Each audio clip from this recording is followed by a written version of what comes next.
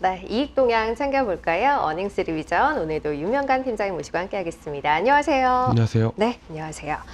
자, 지난주에는 선진국이 조금 전체적으로 나아지는 모습이 있었는데 어떻게 또 변화가 있었을까요? 이번 주에는 뭐 지난주랑 크게 다르진 않았습니다. 그러니까 기업들의 실적이 뭐 그렇게 크게 강하지는 않은 상태에서 네. 선진국이 신흥국보다 조금 더 나은 상황이다라는 점이 뭐 지난주와 유사하다라고 보시면 될 것 같고요. 신흥국은 여전히 1% 가까이 하향 조정이 좀 되는 모습을 보였고, 선진국은 그래도 플러스를 조금이라도 유지하고 네. 있다라는 게 상대적으로 좀 양호한 모습이라고 볼 수 있을 것 같습니다. 선진국은 미국과 일본이 그 흐름을 좀 끌어가는 네. 모습이었는데 여전히 그 추이는 그대로인가요? 네, 일본 같은 경우에는 오히려 지난주보다 상향 조정의 폭이 조금 더 확대가 되는 모습을 네. 보였고요. 미국도 마찬가지로 0.5% 상향 조정이 되면서 선진국 내에서는 미국하고 일본 정도만 좋은 상황이라고 보시면 될 것 같습니다. 반면에 유럽하고 홍콩은 여전히 이익전 망치가 좀 마이너스 폭이 커지는 그런 네. 모습을 보실 수가 있고요.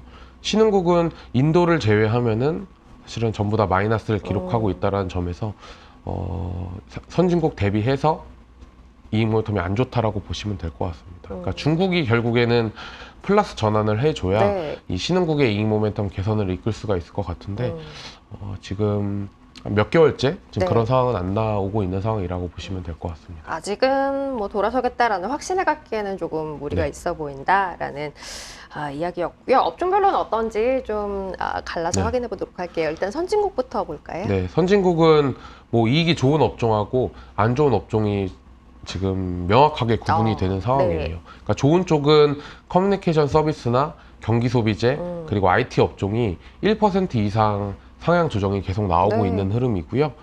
안 좋은 쪽은 여전히 소재랑 에너지 쪽, 그러니까 경기에 굉장히 민감한 이 시클리컬 업종의 이익 전망치가 선진국 내에서는 계속 안 좋은 상황이라고 보시면 될 것 같습니다. 신흥국도 비슷할까요? 아니면 좀 차이가 있을까요? 신흥국 같은 경우에는 뭐 10개 중에서 유틸리티 정도를 제외하면은 전부 다 마이너스를 기록을 하고 있기 때문에 이익 모멘텀이 안 좋다라고 네. 보시면 될 것 같고, 그 중에서도 요 소재 업종, 그러니까 화학이나 이제 철강 업종의 네. 이익 전망치가 안 좋은 상황이라고 보시면 될 것 같습니다. 그 외에도 뭐 필수 소비재나 산업재, 에너지, 그리고 선진국과는 조금 다르게 요 IT 업종의 네. 이익 전망치도 마이너스 0.5% 기록을 하면서 선진국하고는 조금 차별화된 그런 모습을 보이고 있습니다. 소재는 뭐 신흥국, 선진국 공이 좋지 않은 상황이고 유틸리티가 우리나라 기업들을 중심으로 네. 해서 이 좋은 모습을 보이고 있는 건 꽤 이제 몇 주간 이어지고 있는 현상이고요. 이제 신흥국과 선진국의 또 큰 차이 가운데 하나는 경기 소비재 그리고 커뮤니케이션 서비스 네. IT가 신흥국은 별로 네. 좋지 않은 상황이다라는 네. 거 확인해봤습니다. 업종으로 봤을 때도 신흥국 내에서는 뭐 별달리 긍정적으로 볼 만한 것들이 별로 눈에 띄지 않는다라는 생각인데요. 우리나라는 어떤지 좀 이제 좁혀서 확인해 보도록 할게요. 일단 이익 변화가 주가 흐름에는 어떻게 녹아들고 있는지 먼저 확인해 볼까요? 네, 일단 뭐 시장 전체적으로는 어닝이 더 이상 뭐 하향 조정이 크게 나오진 않았어요. 네. 왜냐하면은 유틸리티가 이익 전망치가 상당히 좀 상향 조정 폭이 컸기 때문에 이익 전망치가 상향 조정이 나오면서 시장 전체적인 뭐 어닝도 하향 조정을 멈췄다라고 보시면 될 것 네. 같고요. 그래서 주가도 소폭 플러스를 기록을 했는데, 업종으로 이렇게 나눠서 보게 되면은 이익이 안 좋은데 주가가 좋은 뭐 그런 업종들이 굉장히 많습니다. 그러네요. 네, 뭐 저 PBR도 사실 거기에 포함이 되고요. 2차 전지도 마찬가지로 어닝 추정치는 계속 하향 조정이 되는데 시장 대비해서 주가가 계속 양호한 그런 모습을 보이고 있습니다. 그리고 뭐 인터넷 게임이나 미디어, 유통, 화장품 같은 경우에는 뭐 이익하고 주가가 모두 안 좋은 쪽에 네. 지금 속해 있는 그런 상황이라고 보시면 될 것 같습니다. 자, 그러면 이제 업종별로 조금 차별화해서 봐야 할 것들 보기에 앞서서 전체 주식 시장의 이익 동향에는 큰 틀에서 어떤 네. 변화가 있는지 좀 확인해 볼게요. 일단 연말부터 해서 한 2월 달까지는 이제 4분기 실적 시즌이었기 때문에 네. 이익 전망치가 대략 한 240조 원 정도의 레벨에서 지금 230조 원 수준까지 내려왔습니다. 그러니까 24년도에 한국 기업들이 벌어들이는 영업이익의 기대치는 지금 230조 원 정도라고 보시면 될 것 네. 같고요. 여전히 작년 대비로 했을 때는 50% 이상 성장이 좀 기대가 되고 있습니다. 다만 이 눈높이가 계속 낮아질 것으로 저희가 예상하고 있다는 점이 문제인데, 이번 주에는 0.3% 정도 소폭 하향 조정이 됐습니다. 네. 큰 변화는 아니고요. 앞으로 한 2, 3주 동안은 계속 옆으로 이제 횡보하는 그런 모습을 보일 것으로 좀 전망이 되고 있습니다. 그래서 1분기 실적 발표, 24년도 1분기 실적 발표 전까지는 조금 더 저희가 추이를 지켜봐야 되는 그런 상황이고요. 뭐 1분기랑 2분기 실적의 레벨은 1분기가 대략 한 45조 원 정도, 네. 그리고 2분기가 50조 원 정도 지금 기록할 것으로 예상이 되고 있습니다.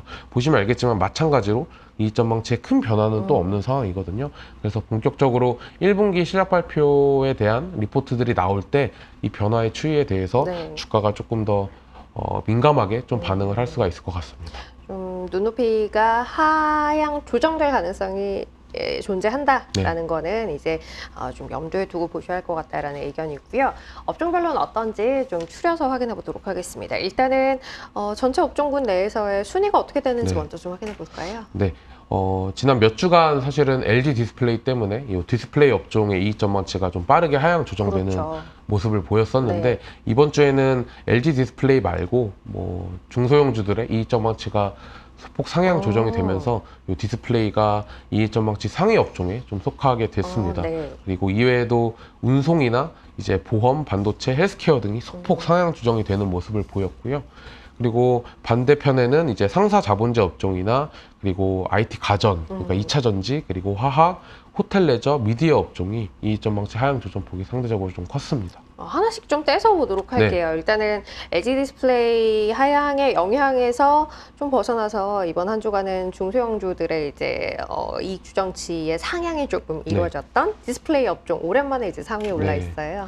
일단 뭐 이 디스플레이 전체적인 업종의 추이로 봤을 때에는 뭐 이익 전망치가 좋은 편은 아니지만 그러게요. 그럼에도 불구하고 요 덕산 네오룩스나 이녹스 첨단 소재 같은 기업들의 이익 전망치가 소폭 상향 조정이 됐다라는 점이 눈에 띈다라고 보시면 될 것 같습니다. 특히 이녹스 첨단 소재 같은 경우에는 1분기부터 실적 회복이 좀 기대가 되고 있기 때문에 섹터 내에서도 조금 차별화를 기대를 해볼 수가 있을 것 같습니다. LG 디스플레이가 여전히 뭐 좋아진다라고 보기는 어렵습니다만 아랫단에 있는 업체들의 분위기가 먼저 좀 개선되는 모습을 보여주고 있어요. 요건 이제 추이가 계속되는지 여부 기대를 갖고 좀 볼 수 있지 않을까라는 판단이고요. 이익 변화 상위 업종 내에선 또 운송업종이 그 뒤를 잇고 있어요. 네, 운송업종 같은 경우에는 뭐 이익 전망치에 뭐 뚜렷한 트렌드는 보이진 않지만 요 페노션 같은 경우가 이번 주에 상향 조정이 눈에 좀 띄었습니다.